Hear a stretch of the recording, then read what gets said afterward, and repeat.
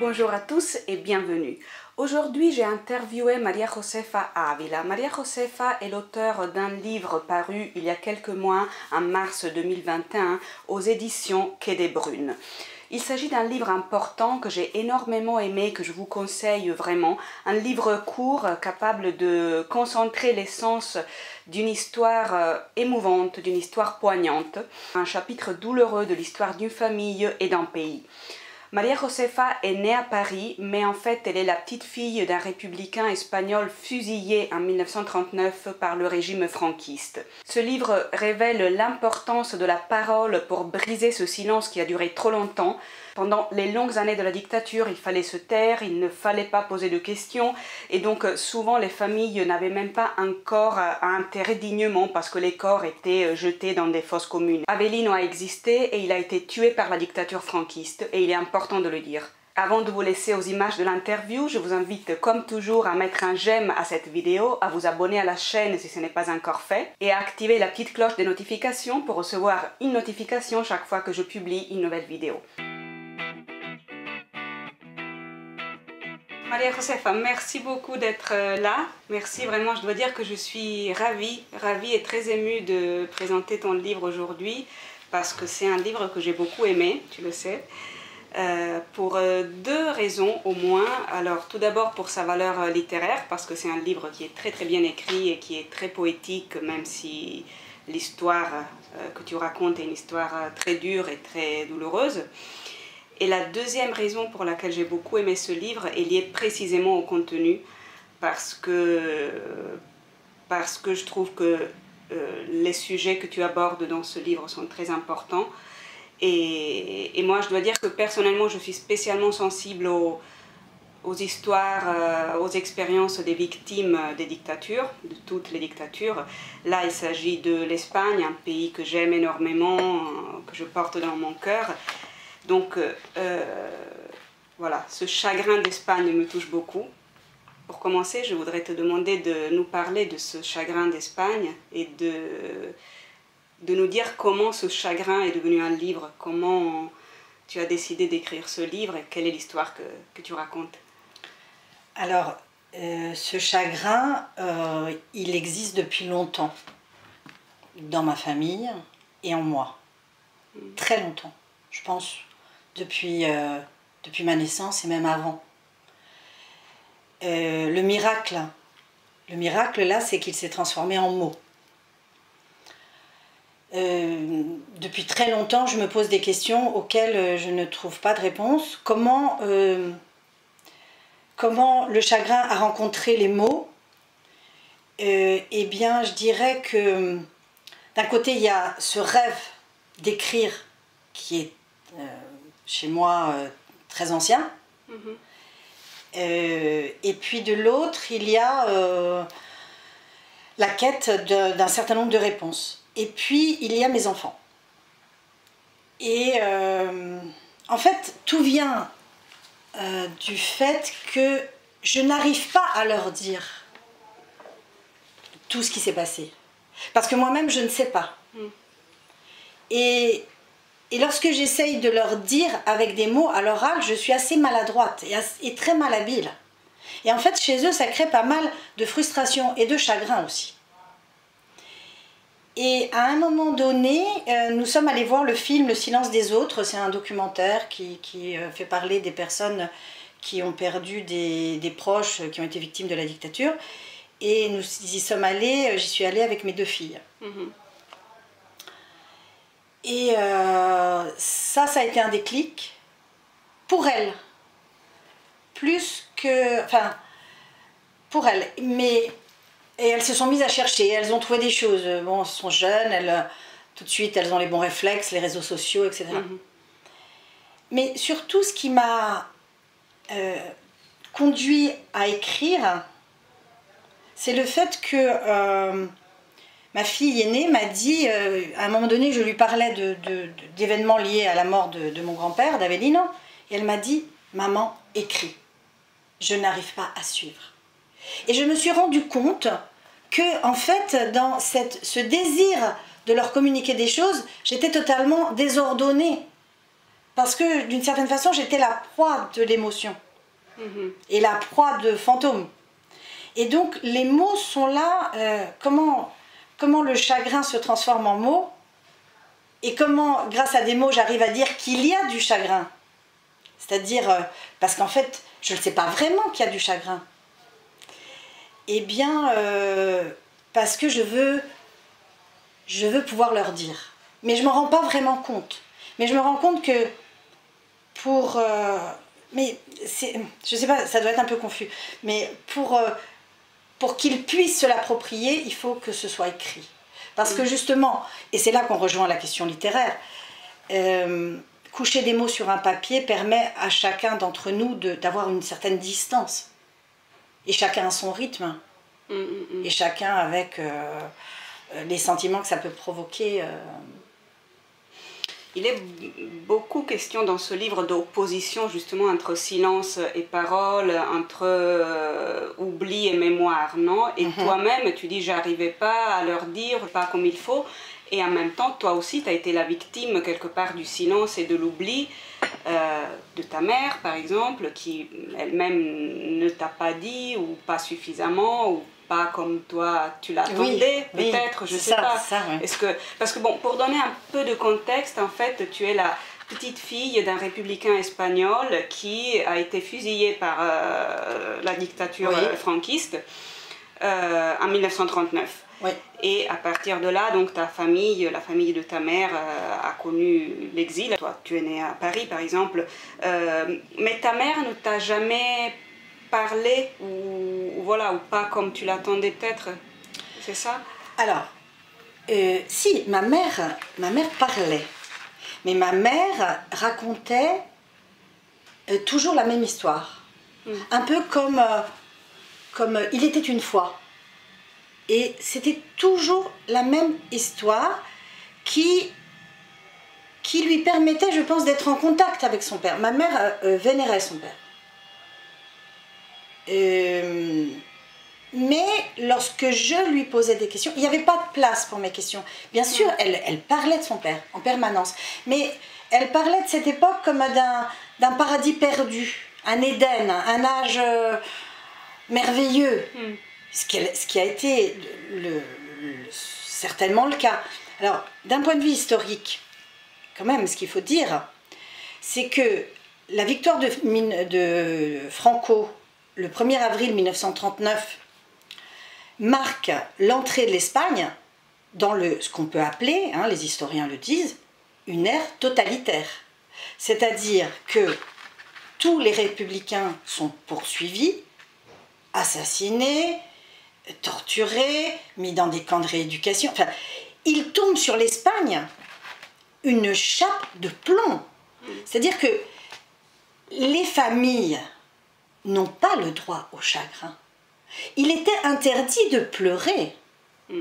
Quand la garde civile passait, parce que ma famille vient de Tarancón, c'est une petite ville de 15 000 habitants au sud de Madrid, sur la route de Valence. Et, quand la garde civile, à partir de la victoire de Franco, passe dans les rues de Tarancón, n'importe quelle petite ville, petit village espagnol, et entend pleurer, ils entrent et ils disent « Tout, toi, pourquoi tu pleures? T'as pas à pleurer, c'est un rouge. » Je veux dire, on est dans la stigmatisation. Donc, ce que je veux dire, c'est que ma mère, elle y est pour rien. Ma mère est une victime. C'est tous des victimes.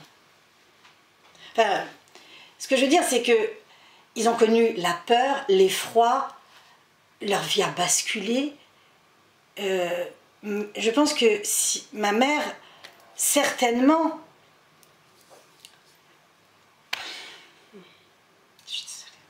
Bon, alors, je ne sais plus ce que je disais, mais la pire des violences, c'est...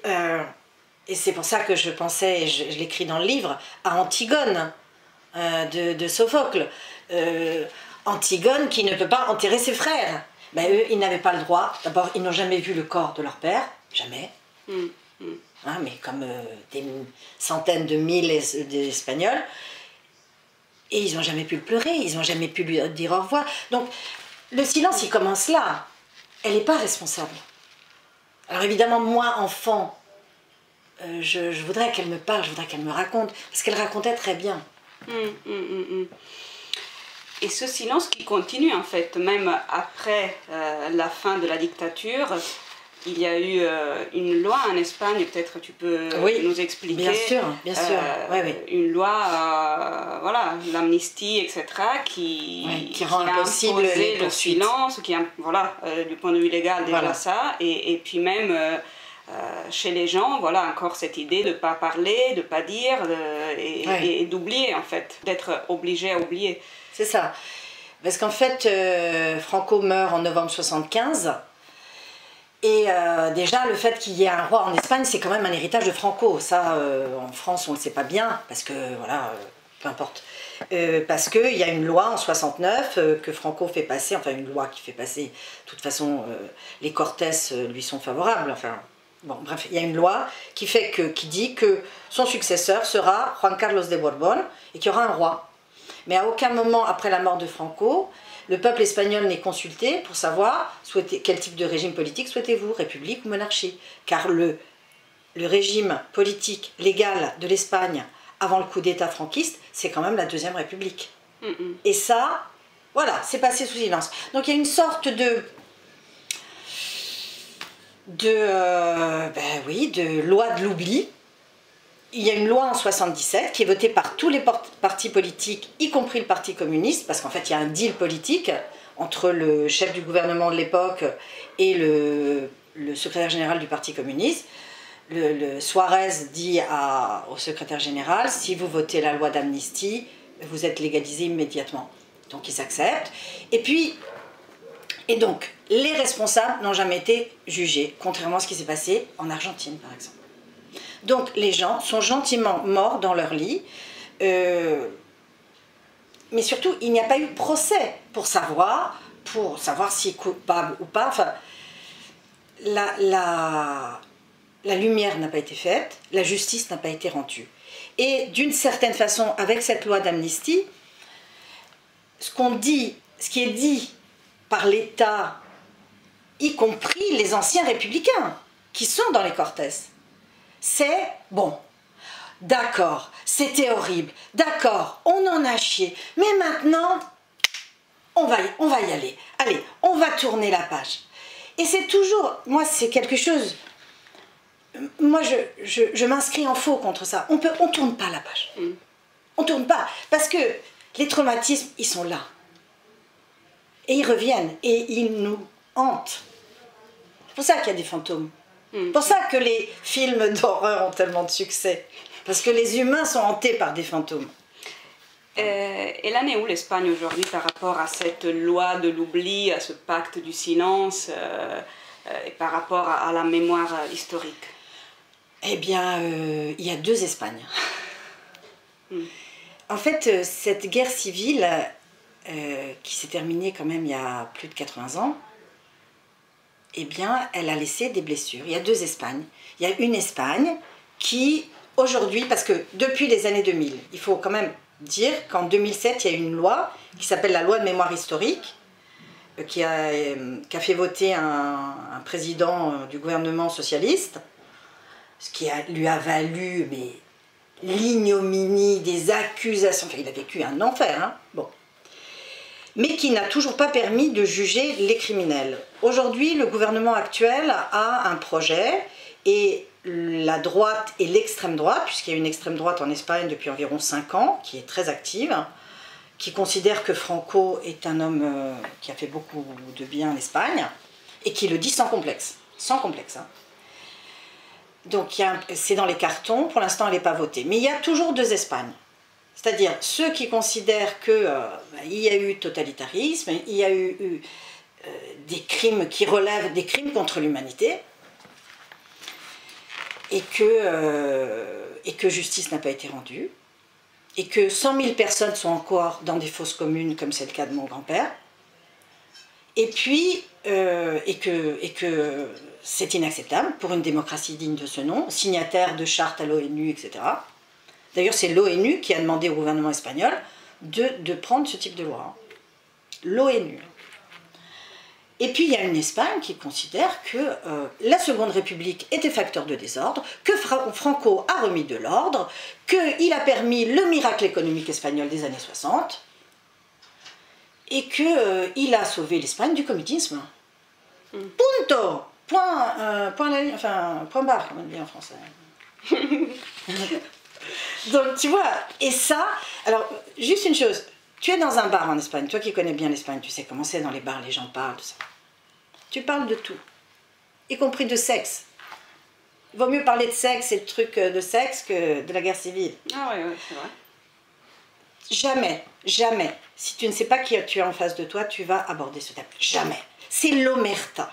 Ouais. Et même si tu sais qui tu as en face, effectivement, c'est vrai que c'est quelque chose. Et si on pose une question ou quoi, on glisse rapidement vers autre chose. Ouais, on peut comprendre que c'est pas un sujet à aborder. Et c'est l'expression dont je parle dans le livre qui, moi, no pasa nada. Il ne se passe rien. Ah ben non, il ne se passe rien. Tout va bien. Effectivement, tout va bien. Profitons. Et donc c'est lourd, c'est compliqué, etc. Mais je dirais que pour en revenir à la littérature, qui est quelque chose qui m'est,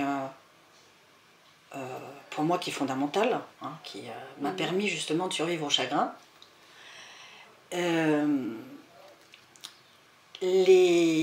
c'est très étonnant ce livre. Et même là, quand je le vois sur cette table et que je vois ce titre, je dirais que c'est paradoxal et c'est complexe parce que le chagrin m'a conduit à l'écriture. Et l'écriture, bon, délivrer serait un mot excessif, mais me permet de peut-être de chanter le chagrin, chanter au sens... Justement, restons sur le livre vraiment. Alors dans ce livre, tu racontes un voyage que tu as fait en Espagne justement pour aller chercher toi-même ce qu'on t'avait pas dit, ce qu'on t'avait pas expliqué, pour aller visiter les endroits effectivement où ton grand-père avait vécu. Tu veux me parler un petit peu de ce voyage? Qu'est-ce que ça a représenté pour toi?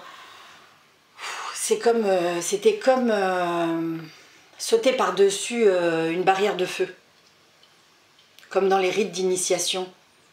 Dans certains peuples, les jeunes garçons doivent, pour devenir des hommes, traverser une barrière de feu. Et donc c'était émotionnellement très fort. Et je pense que j'ai vécu dans un état... mon fils Louis, qui m'a rejoint brièvement là-bas, m'a dit: tu étais dans un état de sidération. Quand je suis arrivée à Tarancón, déjà quand j'ai pris l'avion, quand j'ai pris le métro pour aller à la gare d'autobus, là, et quand je suis arrivée, plus on approchait, et plus je me disais que ce chemin, en sens inverse, ma famille l'avait fait je ne sais quand, puisque ma mère n'arrivait pas à me dire quand ils avaient quitté Tarancón. Ils l'ont fait en sens inverse, je ne sais pas comment, en train, je sais pas, en camionnetta, comme ils disaient, c'est pas des bus, des trucs un peu improbables, type pays pauvre d'aujourd'hui, en laissant tout, quoi. Et quand je suis arrivée, les gens de l'association là pour la récupération de la mémoire historique, je fais une petite parenthèse, il y a des gens en Espagne qui ont beaucoup de courage. Beaucoup de courage pour faire éclater la vérité, pour remuer tout ça, parce qu'ils sont traînés dans la boue. On leur dit qu'ils veulent rouvrir des blessures, qu'ils veulent se venger. Enfin, donc je suis arrivée là-bas et là, heureusement qu'ils étaient là parce que j'étais écrasée, très émue. Et ils l'ont vu tout de suite, rien qu'à ma tête, quoi. Je devais être livide. Je ne sais pas comment j'étais, mais... Et ils m'ont dit, ça va. Qu'est-ce que tu as découvert sur Avelino, donc ton grand-père, que tu connaissais très peu, dont on sait peu finalement, parce qu'il y a très peu de documents, plus beaucoup de souvenirs, parce que tu as pu rencontrer quelques membres de la famille quand même qu'il avait connus, etc. Alors quelle image tu as de ton grand-père maintenant? Alors moi j'avais une image qui était celle que racontait ma mère, c'est-à-dire une image idéalisée.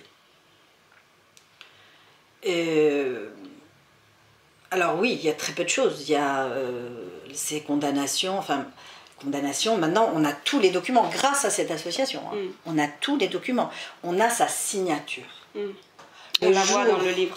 Le jour où, en fait, ce sont mes filles, cette association qu'il a envoyée à mes filles, elles m'ont appelé, parce qu'à ce moment-là, on était dans un textotait tout le temps. Maman, regarde tes mails, il y a la signature, il y a la signature. J'étais dans la salle des profs. Quand j'ai vu la signature, je me suis assise. Et mes collègues sont venus vers moi et m'ont dit ça va? Qu'est-ce qui se passe?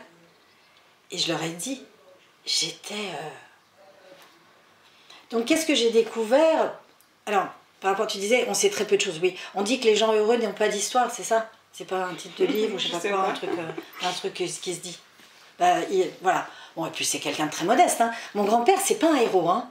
C'est pas un héros, hein. C'est pas l'histoire d'un héros. Hein. C'est l'histoire d'un Espagnol standard.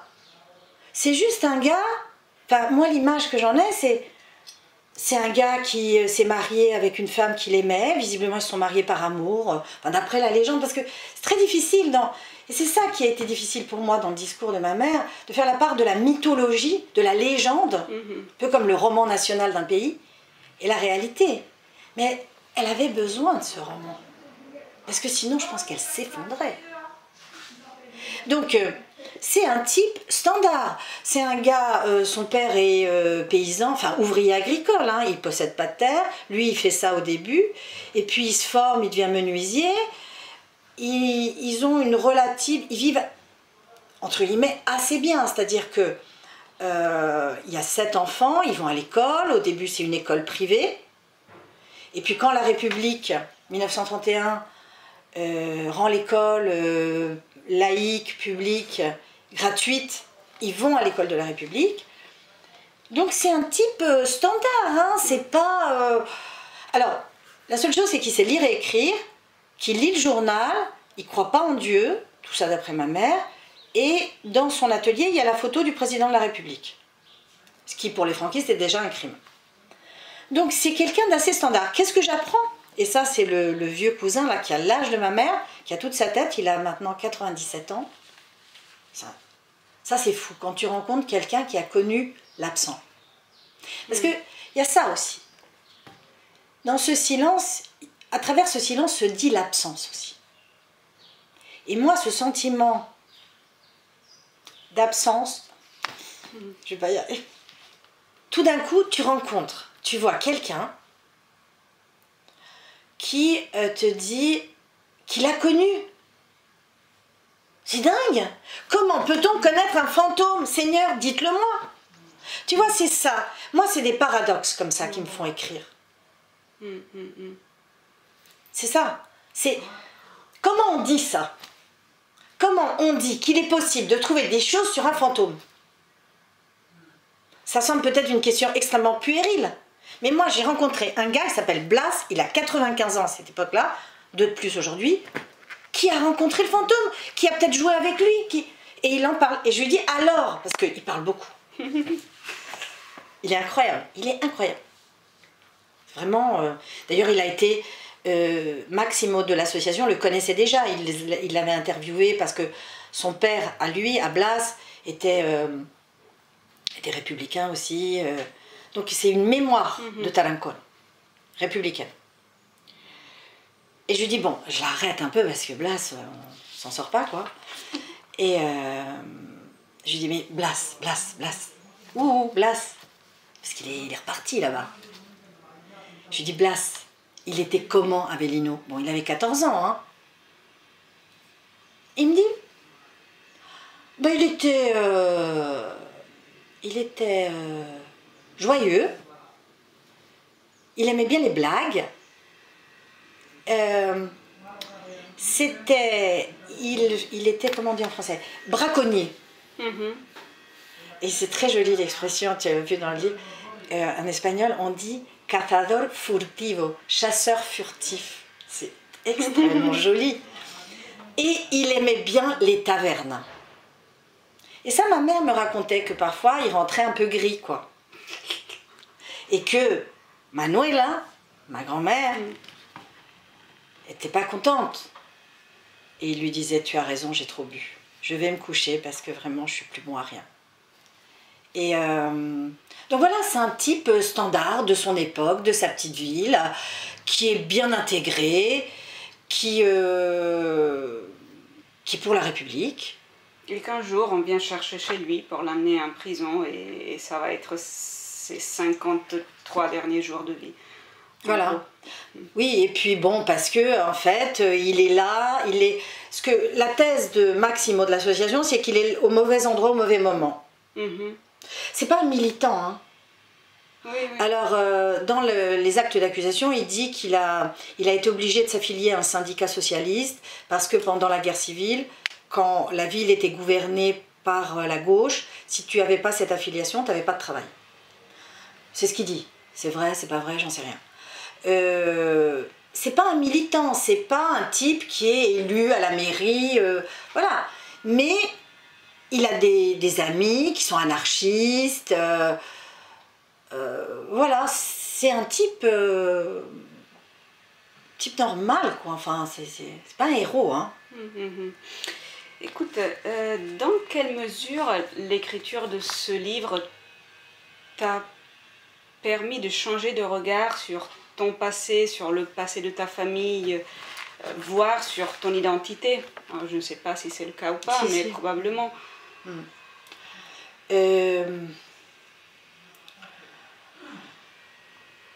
Il m'a, depuis ce voyage, depuis ce livre, c'est vrai que je regarde autrement déjà la guerre civile, parce que déjà ce livre, que j'ai offert évidemment à chacun de mes enfants, ils m'ont dit, ça nous a permis de comprendre beaucoup de choses. Par exemple, ma fille Agathe m'a dit, j'ai compris pourquoi tu ne nous parlais pas. Ou Louis, mon fils Louis m'a dit, la première fois, parce qu'il a lu les premiers jets, il me dit, mais en fait tu savais rien, t'étais comme moi. Ça a permis peut-être aussi de replacer dans l'histoire familiale chacun à sa place. Parce que lui, étant fauché à 48-49 ans, il n'avait plus de place dans la transmission générationnelle. Donc, un regard différent sur ma famille, mais aussi sur la guerre civile. Quel gâchis, quoi, quelle folie, quoi. Quelle folie. Oui. Quelle folie. Oui. Et un regard aussi sur la légitimité. En fait, ça fait j'ai écrit des petites choses avant et tout ça. Mais je pense que je me suis jamais sentie légitime à écrire. Et ça renvoie à des questions sociales aussi. Hein. Parce que mes parents arrivent, donc je suis fille d'immigrés espagnols dans les années 60 à Paris. Si je réussis, c'est par l'école, mais au prix d'un certain nombre aussi de renoncements. Et donc c'est aussi une façon de me sentir, de me sentir légitime, comme si j'avais le droit. J'avais le droit d'écrire, de raconter, de parler,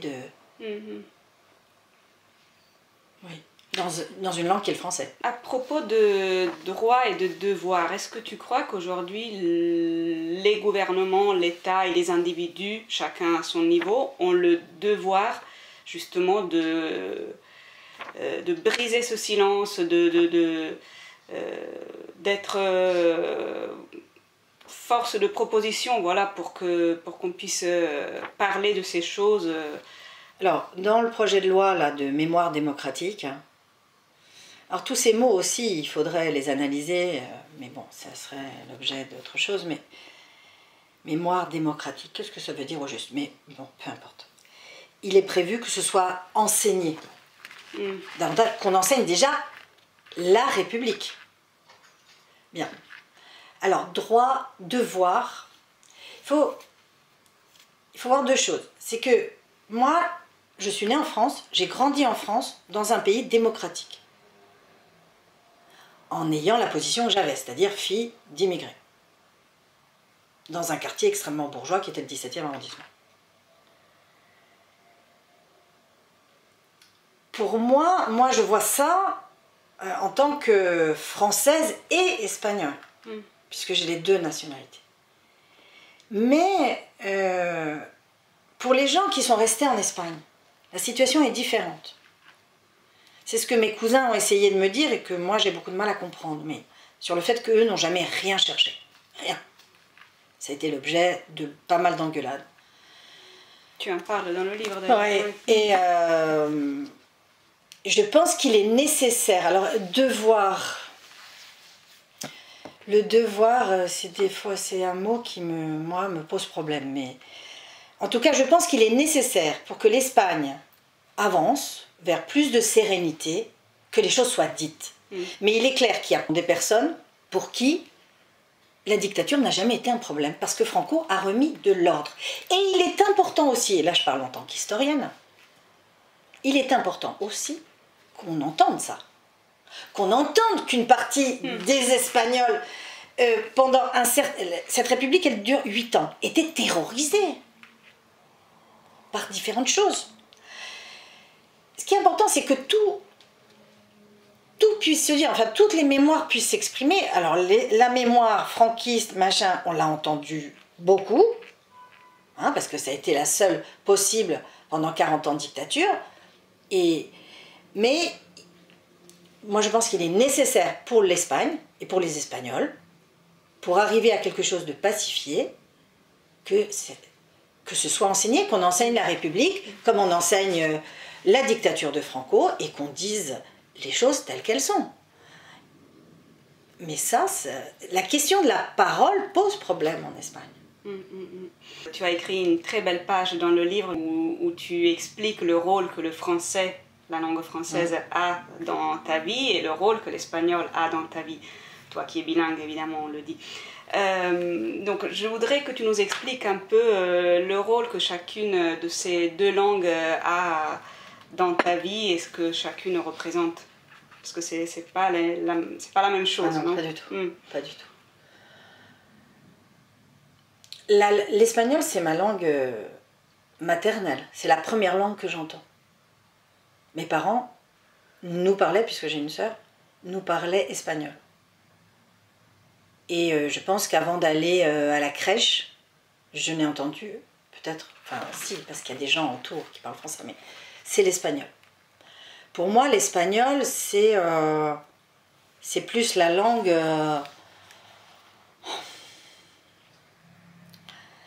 la langue de la douleur. La langue de mes parents.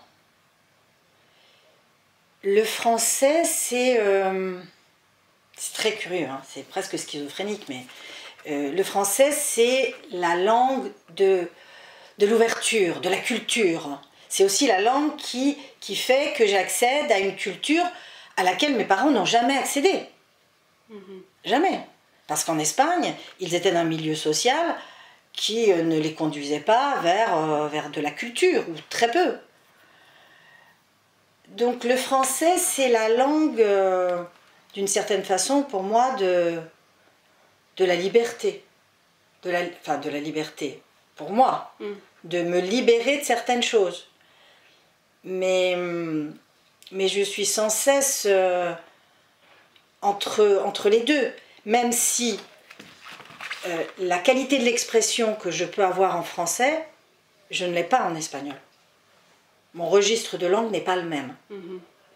Même si, bon, il s'en approche, mais je pense que j'ai pas fini d'explorer cette idée de la relation des deux langues. J'ai pas fini d'explorer ça.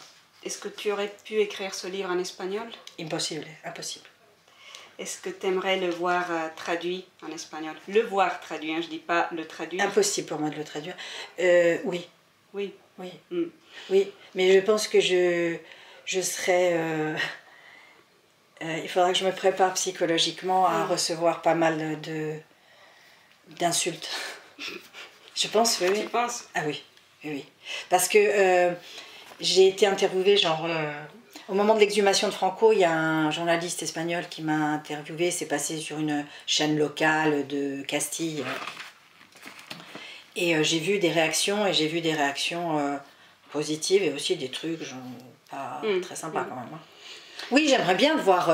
Puis, Moi aussi, hein, je t'avoue. Ah oui? Ah oui, oui. J'ai pas trouvé la traductrice, peut-être toi? Il faut trouver un éditeur. Oui, il faut trouver un éditeur et je pense qu'on pourra le chercher, peut-être ensemble. Ah si. Une dernière question sur l'histoire éditoriale de ce livre. Comment ça s'est fait? Alors c'est une jolie histoire parce que en fait, bon, j'ai envoyé à différents éditeurs. J'ai eu pour la plupart des réponses négatives. J'ai une amie qui a un ami, mais qu'elle n'avait pas vu depuis, je sais pas, 30 ans, qui a une petite maison d'édition dans le sud-ouest. Et sans rien me dire, elle lui a envoyé le manuscrit. Il s'appelle Alexandre Hurel. Il a une petite maison d'édition qui s'appelle Arteaz, ou Pimientos, enfin, mais qui est au Pays Basque, et qui est centrée sur le Pays Basque. Et, mais elle ne me l'a même pas dit. Et en fait, Alexandre Hurel lui répond tout de suite et lui dit si c'est pas pris, je prends. Je veux éditer ce livre. Et donc voilà, c'est par une amie qui de ce fait retrouve un ami qu'elle n'a pas vu depuis 30 ans. Du temps où ils étaient étudiants à Nanterre. Et donc Alexandre Hurel et Christelle Fusilli sont associés pour cette maison d'édition qui est toute jeune, qui a quelques années, et qui est spécialisée sur les questions des femmes. Elle s'appelle Quai des Brunes. Et donc ils décident de l'éditer chez Quai des Brunes et de créer une collection qui s'appelle À brûle pourpoint. C'est Christelle Fusilli qui a trouvé cette expression et je la trouve très, très jolie et très appropriée. Parce que ça brûle le chagrin. Oui. Merci beaucoup Maria Josefa pour ce livre. Merci et merci aussi pour ce témoignage. Vraiment. Merci beaucoup. Merci. À bientôt.